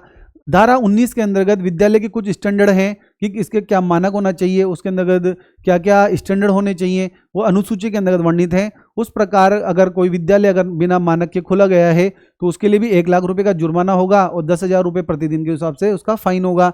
और जो 20वीं जो धारा है उसमें अनुसूची में जो संशोधन की जो शक्ति है केंद्र सरकार के पास है, संसद के पास है। और उसके बाद 21 में हमने विद्यालय प्रबंधन समिति के बारे में बात करी, एसएमसी की। जो एसएमसी होती है वह विद्यालय का प्रबंधन करती है, विद्यालय की विकास योजना तैयार करती है। और एसएमसी का जो अध्यक्ष होता है वो अभिभावक होता है और उसका जो सचिव होता है वो प्रधानाध्यापक होता है, संस्था प्रधान होता है। उसके बारे में बात आगे देखिए कि जो 23 हैं वो शिक्षकों की नियुक्ति से बात करती है, अर्हता से बात करती है। इसमें 2017 में संशोधन हुआ कि जिन शिक्षकों के पास शिक्षक की योग्यताएं नहीं है और वो शिक्षक बन चुके हैं तो 31 मार्च 2015 के बाद वो अपनी योग्यता 4 साल के अंतर्गत अर्जित कर सकता है। इस बार शिक्षकों के कर्तव्य और शिकायतों को दूर करने की बात है 24 में। छात्र शिक्षक अनुपात के बारे में बात की गई है 25 में। और 26 में शिक्षकों की रिक्तियों से संबंधित बात है कि विद्यालय के अंदर 10% से ज़्यादा रिक्तियां शिक्षकों की नहीं रहेगी। 27 के अंदर इंपॉर्टेंट बात है कि शिक्षकों को गैर शैक्षिक कार्यक्रमों में नहीं लगाया जाएगा, लेकिन जनगणना है, चुनाव संबंधी कार्य है और जो अपना आपदा प्रबंधन के जो कार्य हैं उसके उनको छोड़कर अन्य कार्यों में नहीं लगा सकते। 28वीं धारा है शिक्षक द्वारा प्राइवेट ट्यूशन पर प्रतिषेध है। इस प्रकार देखिए अब जो अपन ने ओवरव्यू तो ले ही लिया अपन ने कि भाई कौन सी धारा किस प्रकार किसके संबंधित है। तो एक बार हम बात करते हैं कि धारा 12 है निःशुल्क अनिवार्य शिक्षा के लिए उत्तरदायित्व की बात करती है। विद्यालय के उत्तरदायित्व देखो कि 12(1) का क्या कहती है कि सरकारी स्कूल में सभी प्रवेशित बच्चों को निःशुल्क अनिवार्य शिक्षा दी जाएगी। 12 जो धारा है उसमें 1 क, ख और ग 3 में बांटेंगे अपन इसको। तो 12(1) का क्या कहती है कि सरकारी स्कूल में सभी प्रवेशित बच्चों को निःशुल्क अनिवार्य शिक्षा दी जाएगी। दूसरा जो 12(1) का ख का जो क्या कहता है कि अनुदानित विद्यालयों में राज्य सरकार के हिस्से में निःशुल्क प्रवेश होगा। और 12(1) का ग क्या कहता है कि खास श्रेणी और निजी विद्यालयों में प्रथम कक्षा के कुल छात्र संख्या के 25% सीट पर दुर्बल वर्ग और असुविधा ग्रस्त जो समूह के बालकों को निःशुल्क प्रवेश दिया जाएगा। इंपॉर्टेंट बात है याद रखने वाली बात कि कुल छात्र संख्या के 25% सीट पर दुर्बल वर्ग और असुविधाग्रस्त समूह के बालकों को निःशुल्क प्रवेश दिया जाएगा, किसमें निजी विद्यालयों के अंतर्गत और खास श्रेणी के विद्यालयों के अंतर्गत। उसके बाद देखिए कि 12(2) क्या कहता है कि निजी विद्यालय में निःशुल्क बालक के खर्च की प्रतिपूर्ति समुचित सरकार करेगी। जो आरटी के अंतर्गत 25% सीटों पर अगर बच्चे का एडमिशन होता है तो उसकी प्रतिपूर्ति समुचित सरकार करेगी। और 12(3) जो है इसका धारा का 12(3) में क्या है प्रत्येक स्कूल को समुचित सरकार या स्थानीय प्राधिकारी द्वारा मांगी गई सूचना उपलब्ध करानी होगी। तो 12 जो है धारा उसको अपन 3 भागों में विभाजित किया। 12(1) का क 12(1) जो क है वो कहती है कि सरकारी स्कूल में सभी प्रवेशित बच्चों को निःशुल्क अनिवार्य प्रवेश दिया जाएगा। 12(1) की जो ख में क्या प्रावधान है कि अनुदानित विद्यालयों में राज्य सरकार के हिस्से में निःशुल्क प्रवेश दिया जाएगा। और 12(1) का जो ग है अपने आप में बहुत इंपॉर्टेंट है कि खास श्रेणी और निजी विद्यालय में प्रथम कक्षा के कुल छात्र संख्या के 25% सीट पर 25% जो सीट हैं उस पर दुर्बल वर्ग और असुविधाग्रस्त समूह के बालकों को निःशुल्क प्रवेश दिया जाएगा। और 12(2) है निजी विद्यालयों में निःशुल्क जो बालक पढ़ रहा है उसके की खर्चे की प्रतिपूर्ति समुचित सरकार द्वारा की जाएगी। और 12(3) के अंतर्गत कि प्रत्येक स्कूल के से समुचित सरकार या स्थानीय प्राधिकारी कोई सूचना मांगता है तो वो उसे उपलब्ध करानी होगी। उसके बाद अपन बात करते हैं कि धारा 13 के अंतर्गत क्या करता है प्रवेश के लिए प्रति व्यक्ति फीस और अनुवीक्षण प्रक्रिया का न होना। जैसा भी मैंने समझाया कि आपको कि बच्चा जब विद्यालय में एडमिशन लेने जाता है तो उसके लिए न तो उसकी प्रवेश परीक्षा होगी न माता पिता का साक्षात्कार होगा और उसी से किसी प्रकार का शुल्क नहीं लिया जाएगा। तो ये बात किसके अंतर्गत की गई है धारा 13 के अंतर्गत की गई है। यदि इस प्रकार का कार्य अगर विद्यालय के द्वारा किया जाता है तो अगर उससे किसी प्रकार का अनुदान लिया गया है तो उस अनुदान का 10 गुना अनुदान अगर उससे कैपिटेशन शुल्क लिया गया है तो उसका 10 गुना राशि जुर्माना लगाया जाएगा।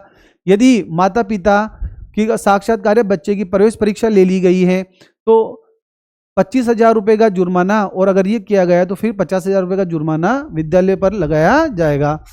इसके बाद देखिए आप लोग धारा 14 के अंतर्गत प्रवेश के लिए आयु का सबूत मैंने बताया आपको कि जन्म प्रमाण पत्र जो होगा आयु का सबूत होगा। अगर जन्म प्रमाण पत्र नहीं है तो उसको विद्यालय में प्रवेश से रोका नहीं जाएगा। 15 में प्रवेश से इनकार नहीं करना। बालक जो एक शैक्षणिक जो वर्ष होता है सत्र के अंतर्गत जब विद्यालय में प्रवेश करने के लिए आता है तो उसे प्रवेश करने से अपन जो जो है संस्था प्रदान नहीं रोक सकते हैं, उसे वर्ष पर्यंत उसका एडमिशन करना होगा।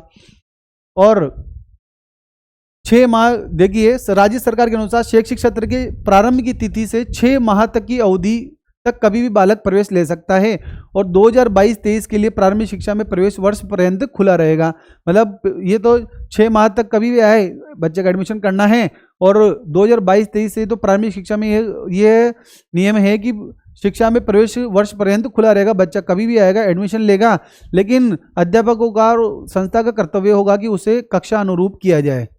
उसके बाद देखिए धारा 16 रोकने और निष्कासन का प्रतिषेध। जैसे अगर 5वीं और 8वीं बोर्ड जो परीक्षाएं हैं उसके अंतर्गत बच्चे को बोर्ड परीक्षा में नहीं रोक सकते, लेकिन इसके अंतर्गत जब संशोधन हुआ उस संशोधन के द्वारा समूची सरकार के पास समूची जो सरकार है वो बच्चे को 5वीं और 8वीं बोर्ड के अंदर परीक्षा के अंदर रोक सकती है। इसको भी संशोधन होने के बाद इसमें भी देखो धारा 16(1) जोड़ा गया। प्रत्येक शैक्षणिक वर्ष के अंत में कक्षा 5वीं और 8वीं की बोर्ड परीक्षा नियमित होगी। 16(2) में यदि कोई छात्र कक्षा 5 और 8वीं परीक्षा में असफल हो जाता है तो उसे अतिरिक्त निर्देशन प्रदान किया जाएगा। परीक्षा परिणाम घोषित किए जाने के 2 माह के भीतर उसकी पुनः परीक्षा उसको मौका दिया जाएगा। उसके बाद देखिए उपधारा 16(3) में समुचित सरकार स्कूल को यह अनुमति प्रदान कर सकती है कि वो 5वीं या 8वीं या दोनों कक्षाओं में बच्चे द्वारा पुनः परीक्षा में अनुत्तीर्ण होने पर बच्चे को उस कक्षा में रोक सकती है। तो ये कौन कर सकती है? समुचित सरकार के द्वारा किया जा सकता है। परंतु समुचित सरकार यह भी निर्धारित कर सकती है कि बच्चे को प्राथमिक शिक्षा पूर्ण होने तक किसी भी कक्षा में नहीं रोका जाए। ये जो सारी जो कर्तव्य है ये किसका है? सरकार का है। उसके बाद 16(4) के अंतर्गत देखो कि इसके अंतर्गत रोकने की बात कही गई है, लेकिन निष्कासन पर प्रतिषेध है। बच्चे को 8वीं कक्षा तक स्कूल से नहीं निकाला जा सकता, इसके ऊपर तो प्रतिषेध जारी रखा गया है। तो आपको समझ में आया होगा कि 16 जो धारा है वो बहुत इंपॉर्टेंट है। 5वीं और 8वीं जो बोर्ड परीक्षा है उसके अंतर्गत बच्चे को रोकने की जो कर्तव्य है वो सरकार है। समुचित सरकार उस बच्चे को रोक सकती है। अगर बच्चा 5वीं और 8वीं बोर्ड परीक्षा में पास नहीं होता है तो जब रिजल्ट आता है तो उसको वापस से दोबारा परीक्षा दी जाएगी। 2 माह के बाद उसको परीक्षा दिलाई जाएगी, उसको तैयारी कराकर फिर अगर भी बच्चा अनुत्तीर्ण रहता है तो समुचित सरकार ये निर्धारित करेगी कि बच्चे को रोकना है या नहीं रोकना है। उसके बाद देखो धारा 17 क्या कहती है? बालक के शारीरिक दंड और मानसिक उत्पीड़न का प्रतिषेध। बच्चे को किसी प्रकार का शारीरिक दंड और मानसिक उत्पीड़न नहीं किया जाएगा। अगर किया जाए तो उसके विरुद्ध अनुशासनात्मक कार्यवाही होगी। मान्यता प्राप्त बताई दिया मैंने आपको कि कोई विद्यालय अगर मान्यता प्राप्त नहीं है और उसने विद्यालय खोल लिया तो उसको 1 लाख रुपए का जुर्माना और 10,000 रुपये प्रतिदिन के हिसाब से दिया जाएगा।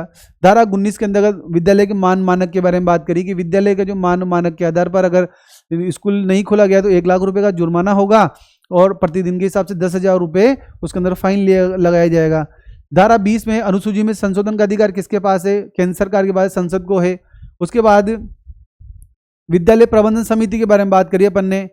धारा 21 के अंतर्गत आती है एसएमसी, जिसको बोलते हैं विद्यालय प्रबंधन समिति। देखो निजी विद्यालय, निजी स्कूल के अलावा सरकारी स्कूल, सहायता अनुदान प्राप्त स्कूल और खास श्रेणी विद्यालयों में एक विद्यालय प्रबंधन समिति का गठन आवश्यक रूप से किया जाएगा। जो स्कूल है उसमें एसएमसी होगी। जो कार्यकारिणी सदस्यों की संख्या बताई मैंने 15 है। राजस्थान में कितनी है सदस्य हैं इनकी? 16 है। इसका कार्यकाल 2 वर्ष का होगा।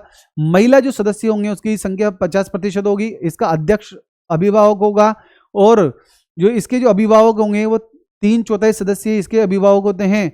इसका अध्यक्ष जो होता है वो अभिभावकों में से ही किसी को चुना जाता है और सचिव जो होता है उसका संस्था प्रधान जो होता है वो इस एसएमसी का सचिव होता है। इंपॉर्टेंट है, याद रखिएगा कि इसका जो अध्यक्ष होता है वो तो अभिभावकों में से किसी को चुना जाता है और सचिव जो होता है संस्था प्रधान होता है और गणपूर्ति जो होती है इसकी बैठक की 33% होती है। तो एसएमसी जो है वो धारा 21 के अंतर्गत गठित की जाती है।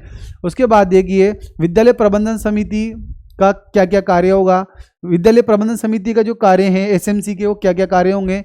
विद्यालयों के क्रियाकलापों की मॉनिटरिं करना, विद्यालय विकास योजना तैयार करना, उसकी सिफारिश करना, समुचित सरकार, स्थानीय प्राधिकारी, अन्य स्त्रोत से प्राप्त अनुदानों के उपयोग को मॉनिटर करना, अन्य उपबंधित जो कार्य हैं वो एसएमसी के द्वारा किए जाएंगे। वर्ष 2012 में संशोधन अधिनियम परंतु जोड़ा गया। परंतु विद्यालय प्रबंधन समिति जो निम्नलिखित विद्यालयों में सलाहकारी कार्य करेगी। देखो अल्पसंख्यक जो विद्यालय हैं, भाषाई जैसे मदरसे वगैरह हैं, उनमें ये अनुदान और सहायता प्राप्त विद्यालय हैं उसमें केवल ये एक सलाहकार के रूप में ही कार्य करेगी एसएमसी।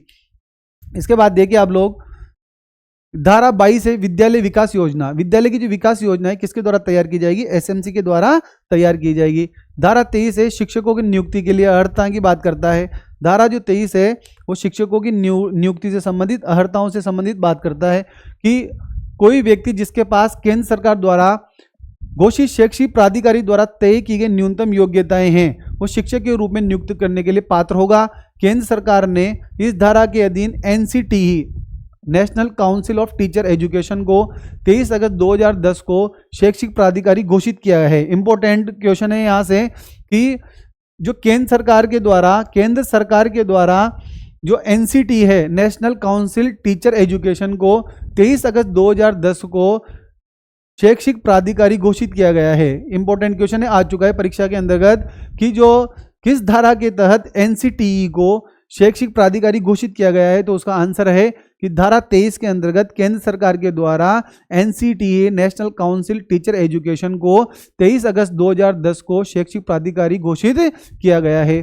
देखिए आगे, यदि किसी राज्य में अध्यापक शिक्षा के लिए पाठ्यक्रम प्रशिक्षण देने वाली पर्याप्त संस्थाएं नहीं है पर उपयुक्त शिक्षक पर्याप्त संख्या में नहीं है, तो केंद्र सरकार एक लिखित सूचना जारी करके शिक्षक भर्ती के लिए न्यूनतम अर्हताओं में अधिकतम 5 वर्ष के लिए शिथिलता दे सकती है।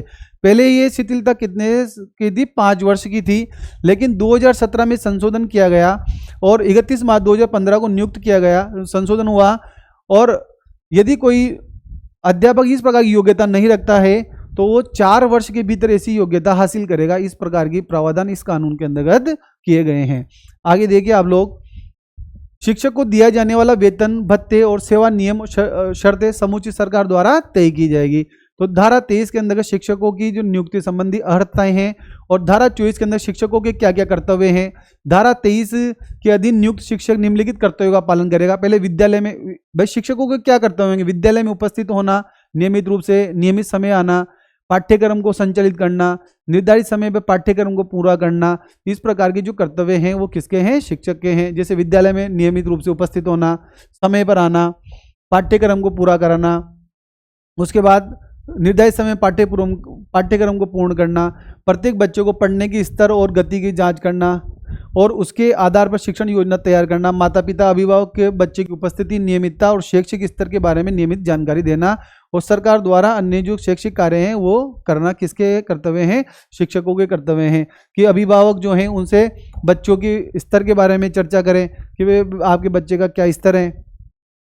ये जो कर्तव्य हैं वो कर्तव्य किसके हैं? शिक्षकों के कर्तव्य हैं। इसके बाद देखिए आप लोग, छात्र शिक्षक अनुपात के बारे में बात करते हैं कि छात्र शिक्षक जो अनुपात है वो क्या रहेगा? कि जो छात्र शिक्षक जो अनुपात हैं, छात्र शिक्षक अनुपात जो है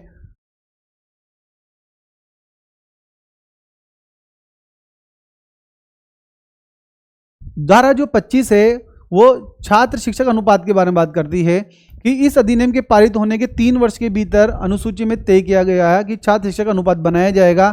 छात्र शिक्षक अनुपात को बनाए रखने के लिए किसी स्कूल में पदस्थापित शिक्षक को अन्य स्कूल में या कार्यालय में धारा 27 में उपबंधित कार्यों के अतिरिक्त अन्य गैर शिक्षण कार्यों में तैनात नहीं किया जाएगा। मतलब छात्र शिक्षक अनुपात जो है वो किसके अंतर्गत बात की गई है? अनुसूची के अंतर्गत बात की गई है।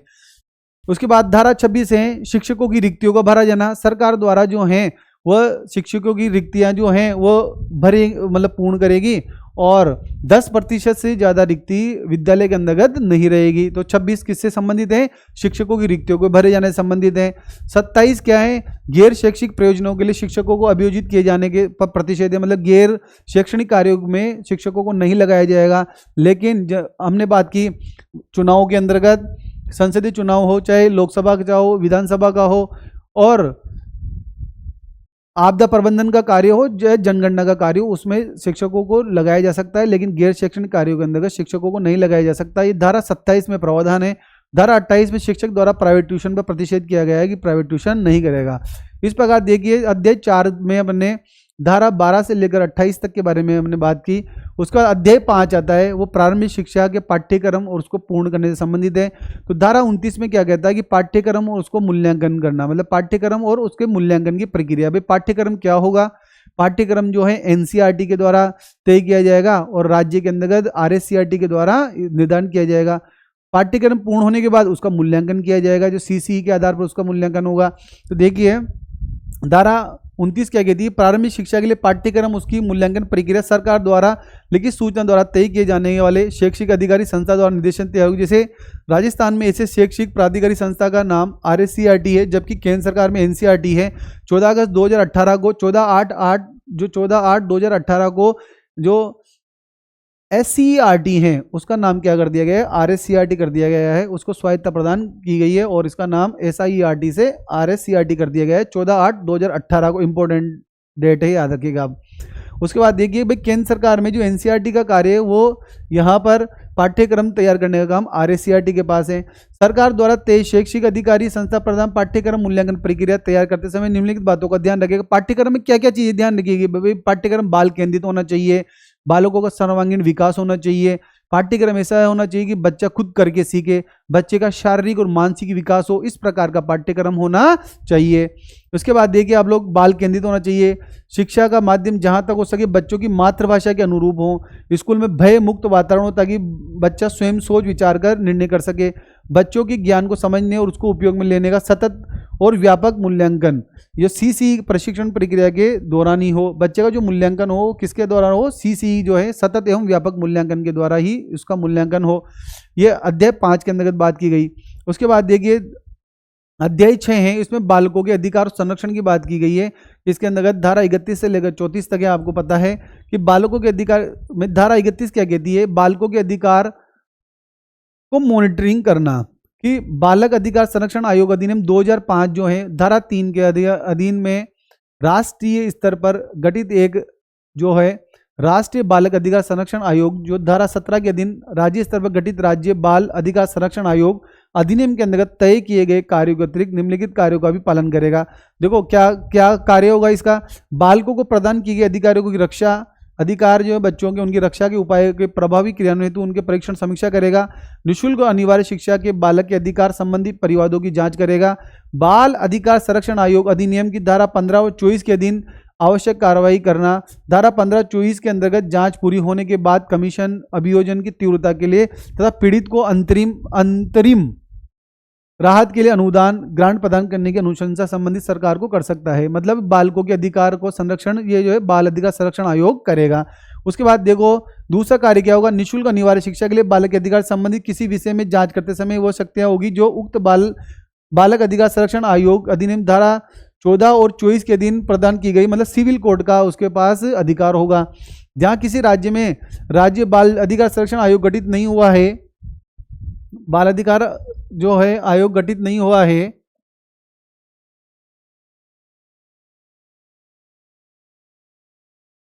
बाल अधिकार आयोग गठित नहीं हुआ है, वहां समुचित सरकार ऐसा प्राधिकरण का गठन कर सकेगी जो उपरोक्त कार्यों का संचालन करे। धारा 32 के अंदर शिकायतों को दूर करना, जो शिकायतें आई हैं उनको दूर करने का। धारा 31 में किसी बात के होते हुए यानी ऐसे आयोग होते हुए भी कोई व्यक्ति जिसे अधिनियम के अधीन किसी बालक के अधिकार संबंध में शिकायत या स्थानीय अधिकारी को शिकायत कर सकेगा, और शिकायत अगर आती है तो उसका 3 माह के अंतर्गत उस शिकायत का निवारण करना पड़ेगा और उसको तय सीमा के अंतर्गत उसका निवारण किया जाएगा। अगर नहीं होता है तो फिर उच्च अधिकारी और राज्य सरकार तक इसको प्रेषित किया जाएगा। उसके बाद मतलब तयशुदा समक्ष अधिकारी के समक्ष इसको अपील की जाएगी, 3 माह के अंतर्गत उसका निवारण करना होगा। धारा 33 में क्या है, राष्ट्रीय सलाहकार परिषद का गठन करना इंपॉर्टेंट है।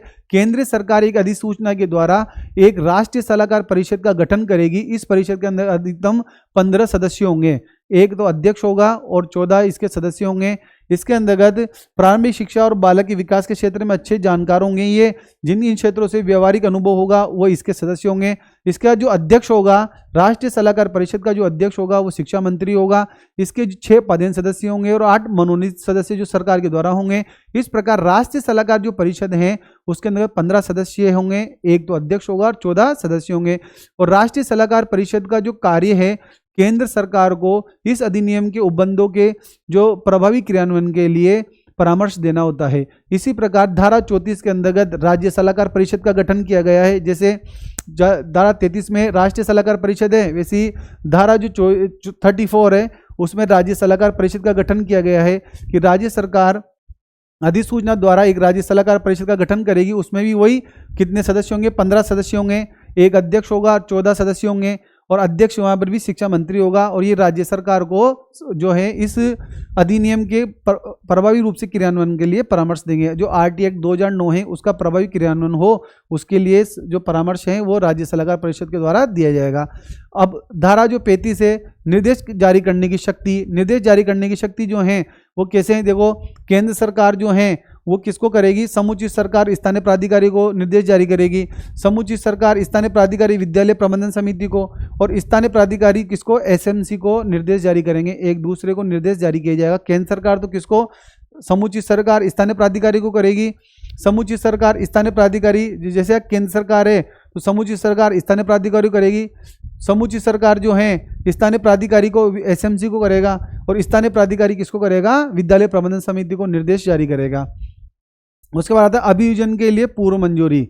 देखो जैसे अपन ने धारा 13, धारा 18, धारा 19 में अपन ने दंड की बात की कि धारा 13 के अंतर्गत यदि बच्चे की प्रवेश परीक्षा ले ली, माता पिता का साक्षात्कार ले लिया, बच्चे से किसी प्रकार का अनुदान या डोनेशन लिया गया है तो उसके अंतर्गत जो अगर डोनेशन लिया है तो 10 गुना जुर्माना लगाया जाएगा। प्रवेश परीक्षा ले ली तो 25,000 और 50,000 इसके ऊपर जुर्माना लगाया जाएगा।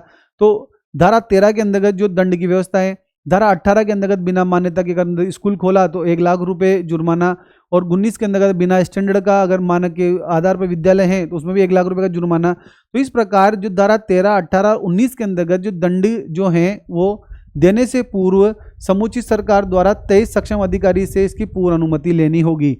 मतलब दंड देने से पूर्व जो सक्षम अधिकारी है उससे अनुमति लेना आवश्यक है। ये 36 के अंतर्गत बात की गई है। धारा 37 क्या कहता है कि सद्भावना पूर्वक जो कार्रवाई की गई है ना उसके विरुद्ध संरक्षण है।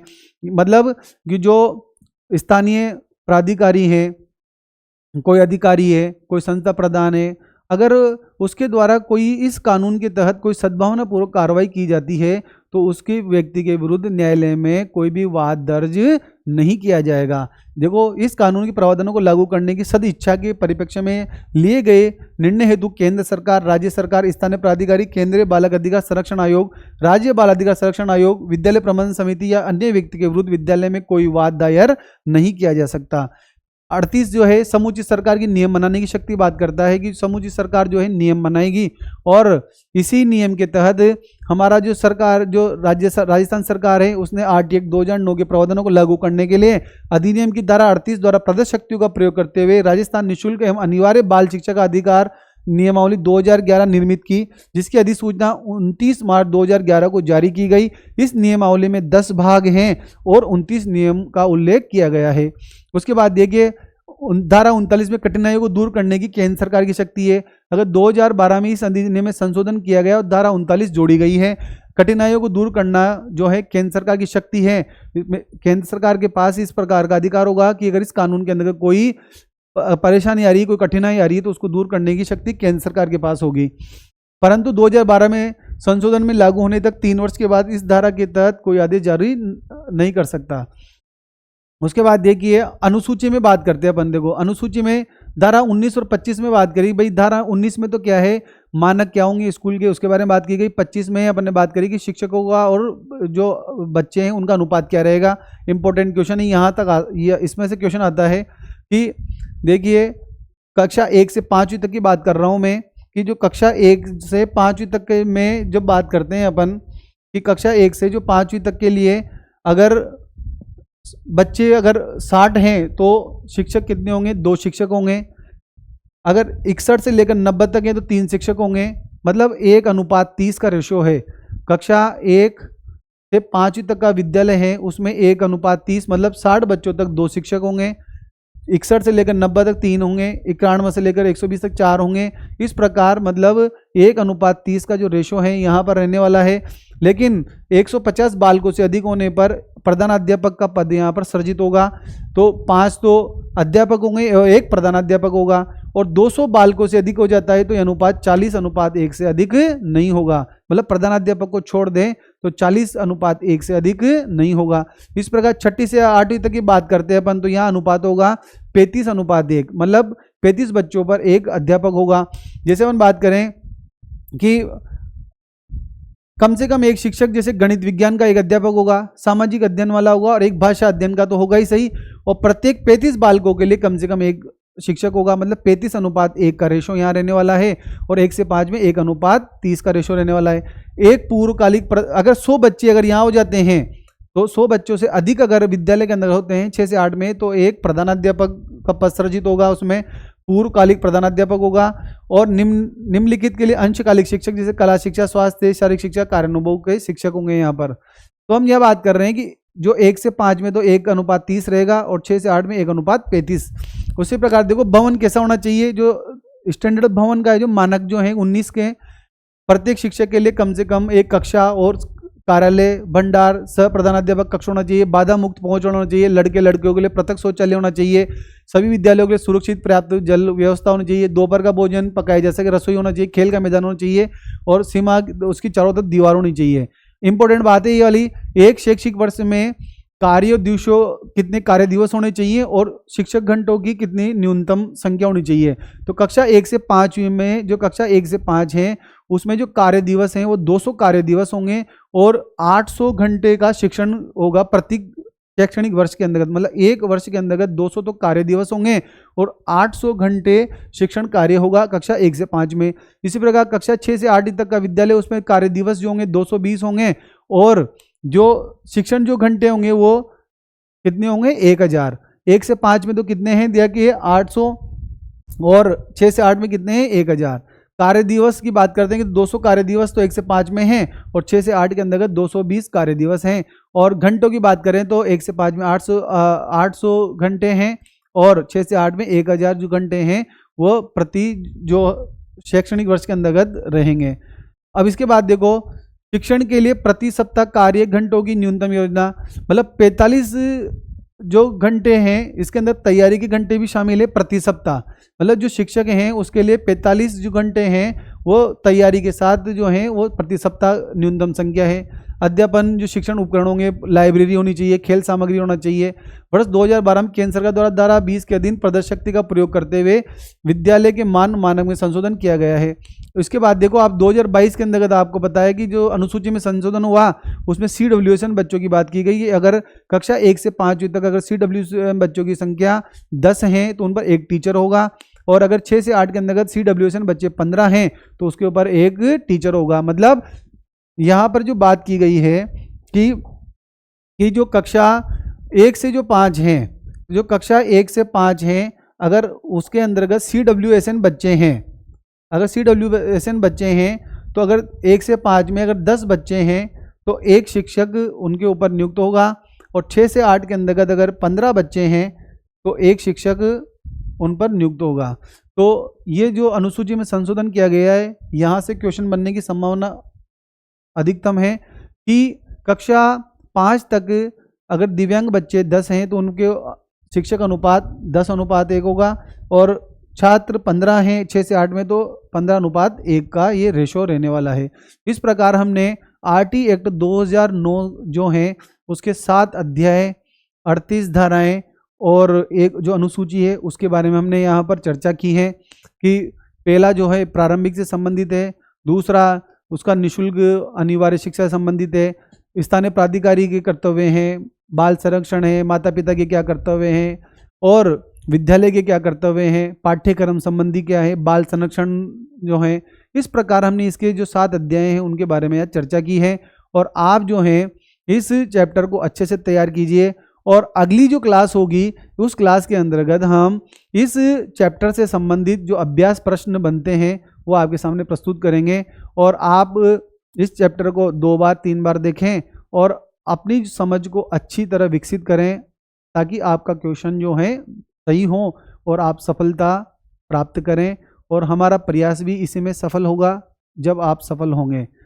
साथियों अगर क्लास अच्छी लगी हो तो इसे शेयर करें, हमारे चैनल को सब्सक्राइब करें, अगर कोई चैनल पे नया हो तो वो अपने साथियों को इस चैनल के बारे में बताए और ज़्यादा से ज़्यादा इस चैनल से आप अपने साथियों को जोड़ें।